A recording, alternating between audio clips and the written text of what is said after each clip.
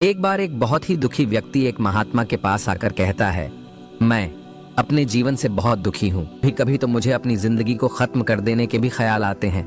आप इतनी साधनाएं करते हैं, इतनी तपस्या करते हैं, क्या आप मुझे कोई ऐसा मार्ग बता सकते हैं जिससे मैं अपने बुरे वक्त से बाहर आ सकूं? मेरा ये सुनकर महात्मा ने मुस्कुराते हुए कहा कि तुम एक काम कर सकते हो। फिर महात्मा ने सामने की ओर इशारा करते हुए कहा कि उस ऊंची पहाड़ी पर एक मंदिर है और उस मंदिर के पास चींटियों का एक घर है जहां पर हजारों चींटियां रहती है। तुम मेरा एक काम करो, उसके बाद मैं तुम्हें तुम्हारे सवालों के जवाब दूंगा। तुम 7 दिन तक रोज उस पहाड़ी पर जाओ और उस चींटियों के घर को तहस नहस कर दो, उसको तोड़ दो। जब भी तुम्हें कोई चींटियों का घर दिखे मंदिर के आसपास तो उसे वहीं पर तहस नहस कर देना। लेकिन याद रहे, घर को तोड़ने में कोई भी चींटी मरनी नहीं चाहिए। इस बात को समझने का प्रयास करते हुए वो युवक वहां से चला गया। शायद उसको कुछ समझ में नहीं आया था कि महात्मा जी ऐसा क्यों करवा रहे हैं। तो वो उन चींटियों पर अन्याय कर रहे हैं, उनका घर तोड़वा रहे हैं, उन्हें नुकसान पहुंचा रहे हैं। आखिर कौन महात्मा ऐसा करेगा? लेकिन फिर भी उस महात्मा की बात मानते हुए वो अगले दिन से ही पहाड़ी पर जाना शुरू कर देता है। जब वो पहले दिन पहाड़ी पर पहुंचता है तो देखता है कि बहुत सारी चींटियां अपना खाना जुटाने में लगी हुई है। सारी चींटियां कतार से चल रही है और अनाज के छोटे छोटे कण उठाकर अपने घर में जमा करती जा रही है। ये देखकर पहले तो उस युवक का मन कमजोर पड़ गया। उसने सोचा कि ये इतनी मेहनत करके अपना घर भर रही है और मैं इनके घर को तबाह कर दूंगा तो इनको कितना बुरा लगेगा।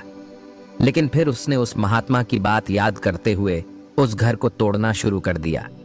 जल्द ही चींटियों में हाहाकार मच गया। वो इधर उधर दौड़ने लगी। अभी तक जो कतार से चल रही थी अब वो बिखर गई और इधर उधर अपनी जान बचाने के लिए भागने लगी। थोड़ी देर में घर टूट गया और सारी चींटियां इधर उधर छुपने के लिए भाग चुकी थीं।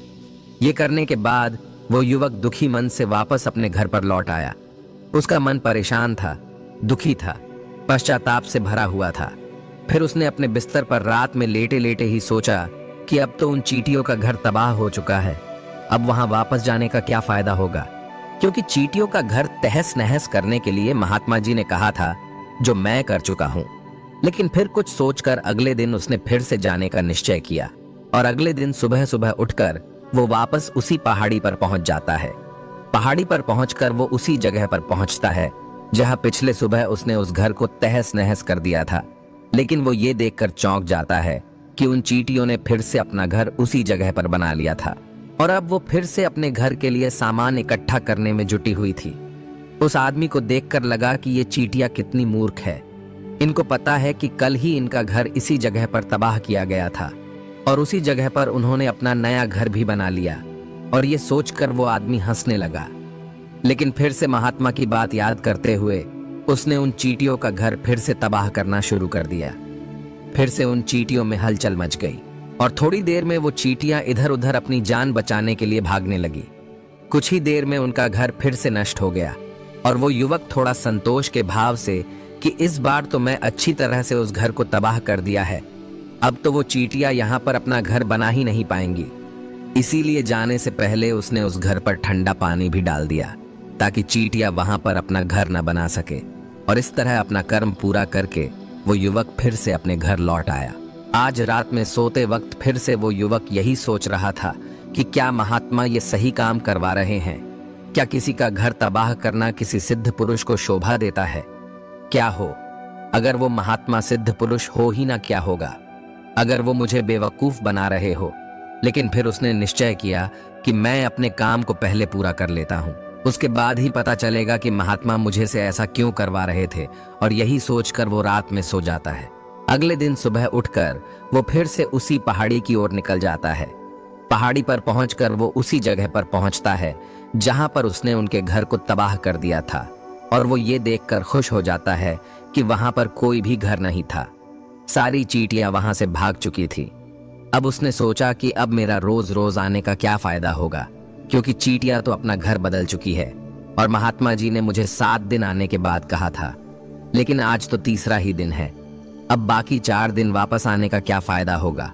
और यही सोचकर उसने निश्चय किया कि यहाँ से वो सीधा उसी महात्मा के पास जाएगा और उनको ये सारी खबर बता देगा जब वो वापस मुड़कर उस पहाड़ी से उस महात्मा की कुटिया की तरफ जाने लगा, तभी अचानक उसकी नजर एक और घर पर पड़ी जो कि चींटियों का ही बनाया हुआ था। मतलब कि वो घर चींटियों ने ही बनाया था और अब वो चींटियां नए घर में वास कर चुकी थी।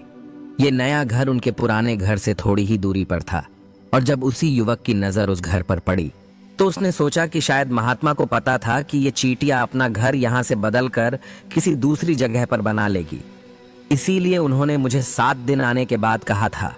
और ये विचार करके वो उनका नया घर भी तोड़ने के लिए पहुंच जाता है। जब वो वहां पहुंचा तो चींटियां उसी तरह अपने कार्य में लगी हुई थी। वो अपने लिए खाना इकट्ठा कर रही थी और अपने घर में जमा कर रही थी। जब पुराना घर टूटा था वहां भी अनाज के कण बचे हुए थे और चींटियां वहां से भी अनाज इकट्ठा कर करके वापस अपने नए घर में ला रही थी। अब यहाँ पर फिर से युवक का मन थोड़ा कमजोर पड़ गया, क्योंकि वो खुद भी कमजोर था, खुद भी वक्त का मारा हुआ था। इसीलिए उसके मन में उन चींटियों के प्रति दया का भाव उमड़ रहा था। उनके ऊपर उसे दया आ रही थी। वो चाहता था कि उनकी मदद करे, लेकिन वो उल्टा उनको नुकसान पहुंचा रहा था। लेकिन उस महात्मा की बात को याद करते हुए उसने फिर से उस घर को तोड़ने का निश्चय किया और उसने इस बार बड़ी ही सावधानी के साथ बिना किसी चींटी को कोई नुकसान पहुंचाए वो घर तबाह करना शुरू कर दिया। वक्त थोड़ा ज्यादा लगा, क्योंकि किसी भी चींटी को नुकसान न पहुंचने की शर्त महात्मा ने पहले ही रखी थी। इसीलिए उसको बड़ी सावधानी के साथ उन घरों को तबाह कर रहा था। लेकिन आखिरकार उसने उस घर को भी तबाह कर दिया और उस घर को तबाह करने के बाद वो बड़े ही दुखी मन से, इस बार वो पहले से भी ज्यादा दुखी था, क्योंकि उसने उनका नया घर भी तोड़ दिया था। वो उन चींटियों को बसने ही नहीं दे रहा था और वो अब अपने आप को शैतान या दानव समझने लगा था। लेकिन फिर भी उस महात्मा की बात को मानते हुए वो अपने घर पर दुखी मन से वापस आ गया। रात में सोने से पहले एक बार उसने फिर से सोचा कि मैं कितना बड़ा शैतान हूँ, कितना बड़ा दानव हूँ। पुराना घर तो छोड़ो, मैं उन चींटियों को कहीं भी बसने के लिए कोई जगह ही नहीं दे रहा हूँ। वो चींटियां मेरे बारे में क्या सोचती होगी? वो कितना बड़ा दानव होगा उस परमात्मा को जो मेरे द्वारा ये काम करवा रहा है। लेकिन फिर भी उसने अगले दिन जाने का निश्चय किया और अगले दिन सुबह सुबह वो फिर से वहां पर पहुंच गया। वो ये देखकर फिर से आश्चर्यचकित रह जाता है कि इस बार चींटियों ने एक और नई जगह पर अपना घर बना लिया था। वो तो पहले से भी ज्यादा ऊर्जा के साथ काम कर रही थी और उन्होंने एक रात में पहले से भी बड़ा घर बना लिया था और अब वो फिर से अपना अनाज और खाना इकट्ठा करने में जुटी हुई थी। ये देखकर उस आदमी को लगा कि ये चींटियां किस मिट्टी की बनी हुई है। मैं उनको बार बार यहाँ से भगाने की कोशिश कर रहा हूँ और ये वहीं पर अपना घर बना लेती है। क्या इनको पता नहीं है कि मैं यहाँ पर कभी भी बसने नहीं दूंगा? ये चींटी है, दिखने में इतनी छोटी है, लेकिन फिर भी ये मुझसे हार नहीं मान रही है। बड़ी ताज्जुब की बात है। और इस बार उसने गुस्से में उस घर को तहस नहस करना शुरू कर दिया। लेकिन इस बार तहस नहस करते हुए कुछ चींटियां वहीं पर मर गई, उसके पैरों तले कुचल दी गई। कुचलने के बाद जब वो अपने अहंकार से बाहर आया तो उसने देखा कि गुस्से में उसने उन चींटियों को कितना क्षति पहुंचा दी है। उसका मन पश्चाताप से भर गया और वो रोता हुआ अपने घर की तरफ बढ़ गया। रात में सोते वक्त उसने सोचा कि मैं उन चींटियों पर बहुत ज्यादा अत्याचार कर रहा हूँ, अब इससे ज्यादा अत्याचार मैं नहीं कर पाऊंगा। और यही सोचकर वो अगले दिन उन चींटियों के लिए अपने घर से थोड़ा आटा लेकर उसी पहाड़ी पर पहुंच जाता है। आज उसके मन में उन चींटियों के प्रति श्रद्धा का भाव था, दया का भाव था। आज वो उनकी मदद करना चाहता था और जब वो वहां पर पहुंचा तो चींटियां फिर से अपने नए घर को बनाने में जुटी हुई थी। उसने बड़े ही करुणा के साथ उन चींटियों को अपना लाया हुआ आटा खिलाया। अगले 7 दिनों तक वो ऐसा ही करता रहा। वो रोज सुबह जाता, उन चींटियों को अपने हाथों से आटा खिलाता। 7 दिन के बाद वो युवक उस महात्मा के पास पहुंचकर हाथ जोड़कर बोलता है कि हे महात्मा जी, मुझे माफ कर देना। मैंने उन चींटियों का घर तबाह करने के लिए बहुत कोशिश की। मैंने उनका घर तबाह किया भी, 1 बार नहीं 4 बार मैंने उनका घर तोड़ा। उसके बाद मैं हिम्मत नहीं कर पाया, उनके घर को नहीं तोड़ पाया।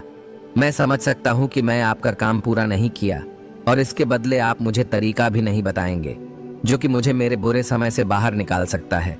लेकिन मुझे इसका कोई परवाह नहीं है। मुझे लगता है कि मैंने जो किया वो सही किया, इसीलिए मैं आपसे आज्ञा लेकर वापस जा रहा हूँ। कृपया मुझे वापस अपने घर जाने की आज्ञा दीजिए।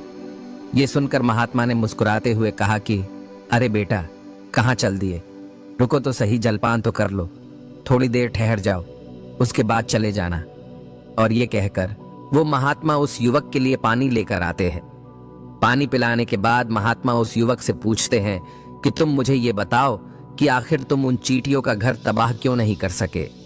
वो चींटियां तो छोटी है और तुम इतने विशालकाय हो, फिर भी तुम उन छोटी छोटी चींटियों का घर तबाह नहीं कर पाए। कहाँ है तुम्हारी शक्ति, तुम्हारा बाहुबल? इसका जवाब देते हुए उस युवक ने कहा कि हे महात्मा, मैंने उन चींटियों का घर तबाह कर दिया था, बार बार किया था। एक बार तो अपने गुस्से में उन चींटियों को भी हानि पहुंचा दी थी, लेकिन जिस दिन मैंने उनको हानि पहुंचाई उसी दिन मुझे लगा कि मैं उनको क्यों हानि पहुंचा रहा हूं, क्यों इनको इतनी तकलीफ दे रहा हूं, और उसी दिन से मैंने उनको क्षति पहुंचाने की वजह, नुकसान पहुंचाने की वजह उनकी सहायता करनी शुरू कर दी। ये सुनकर उस महात्मा ने कहा कि ये ही तो सीखने की बात है। एक छोटी सी चींटी हमें जीवन का संदेश दे जाती है।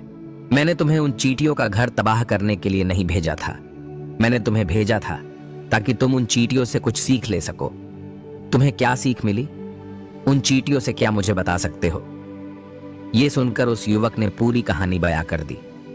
पूरी कहानी सुनने के बाद महात्मा ने मुस्कुराते हुए कहा कि बेटा, पहली सीख जो इन चींटियों से ले सकते हैं वो ये थी कि तुमने कितनी ही बार उनके घर को तोड़ने की कोशिश की, कितनी ही बार प्रयास किया कि उनके घर तबाह हो जाए, लेकिन वो हर बार अपना नया घर बना लेती थी। उन्होंने कभी भी हार नहीं मानी। अगर वो हार मान लेती तो वो चींटियां तुम्हें वहां पर नहीं मिलती। जीवन कार्यशीलता का नाम है, लेकिन हम मनुष्य एक दो बार हार मिलने पर ही टूट जाते हैं, हताश हो जाते हैं और फिर जीवन में प्रयास ही नहीं करते। और कुछ लोग तो अपनी जिंदगी को खत्म करने को उतारू हो जाते हैं। लेकिन जानवरों में तुमने एक बात देखी होगी कि वो अपना जीवन खुद से कभी खत्म कर ही नहीं सकते हैं। तुमने कभी नहीं सुना होगा कि किसी जानवर ने आत्महत्या कर ली, चाहे वो जानवर कितना भी भूखा क्यों ना हो, कितना ही दुखी क्यों ना हो, लेकिन वो अपने जीवन के लिए हमेशा संघर्ष करता रहता है। लेकिन वही दूसरी तरफ हम मनुष्य एक दो बार हताश होने पर ही अपना जीवन खत्म कर लेते हैं। जीवन तो कर्मशीलता है, कर्म करने का नाम है। जीवन और मृत्यु आखिरी विश्राम है, परम विश्राम है। इसीलिए मृत्यु से पहले कर्म करना कभी मत छोड़ना, क्योंकि मृत्यु के बाद तो तुम परम विश्राम में चले ही जाओगे। तो उससे पहले कर्म करना क्यों छोड़ रहे हो? क्यों हताश हो रहे हो? अगर तुम्हारा एक घर टूट गया है तो दूसरा घर बनाने का प्रयास करो, कोशिश करो, और कोशिश करने वालों की कभी हार नहीं होती। ये तुम उन चींटियों से देख चुके हो। देखने में तुमसे कितनी छोटी है वो चींटियां और तुम इतने बड़े हो, लेकिन उनका मन तुम्हारा मन से इतना बड़ा है, इतना विशाल है, इतना दृढ़ संकल्प है कि इतनी बार घर टूटने पर भी उन चींटियों ने कभी हार नहीं मानी।